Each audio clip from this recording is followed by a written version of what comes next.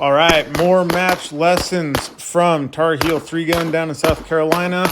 This one is on steel misses. So in the back of this stage here, so this was a 2-bay deal. You shot a bunch of pistol through there, you dumped it, and then you ran around the corner and do a little shootout thing with the rifle, where your video guy couldn't go because it was like a 270-degree shootout. So unfortunately, I don't have any video of that. But what I want to talk about is this miss right here, because this is one of those spots where you can kind of soak up a lot of time in a miss. So the transition to this target and the transition after this target are both quite large.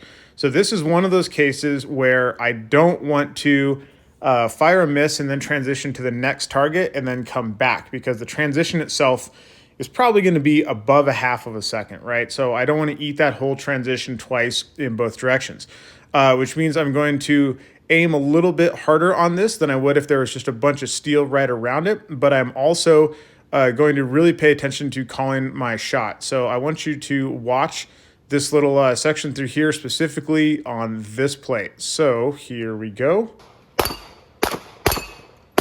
Sweet, so that's it. And I want you to look at a couple things here. So you can see if you watch me fire the shot, you can see I fire and look at my hips.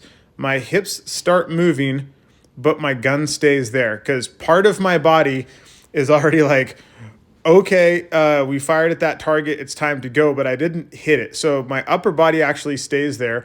And this is like about 50%. I'm focused on what I need to do, and 50% I'm just an autopilot, right? Ideally, the second I break that shot, I should be transitioning my gun first. And it's just kind of not the way that it ended up working out here, just because, because reasons. I'm not really sure why, but I thought that was a really interesting thing. But I fired this shot, and I want you to look at how fast this makeup shot comes, because I called a bad shot. I didn't shoot and hope it would hit the plate. The millisecond I fired that shot, I knew it wasn't going to hit the plate, and I just fired another one, because I saw where my dot was when the gun went off. So here it is again, right? So in these kind of cases where there are really big transitions, or let's say, for example, if you have to leave a position. So if I'm going to fire this shot, then I'm going to leave a position, I need to make sure that bullet lands. I'm not just going to send a hoper like I'm ripping through a big old wedge of steel, and if I need to fire a makeup shot, it's not that big a deal. I'm going to aim a little bit harder. I'm going to call a good shot, and I'm not going to transition off of that plate or leave that position or whatever the very time-consuming thing is before I have to go to the next target, right? So my point is, I don't want to fire a miss and then add a second and a half, 2 seconds, whatever it is, depending on the situation, in order to come back to that target after I fire that miss.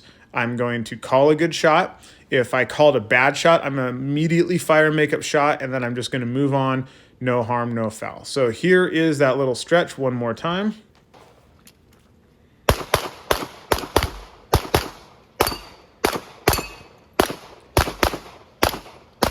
And that is it. See you guys next time.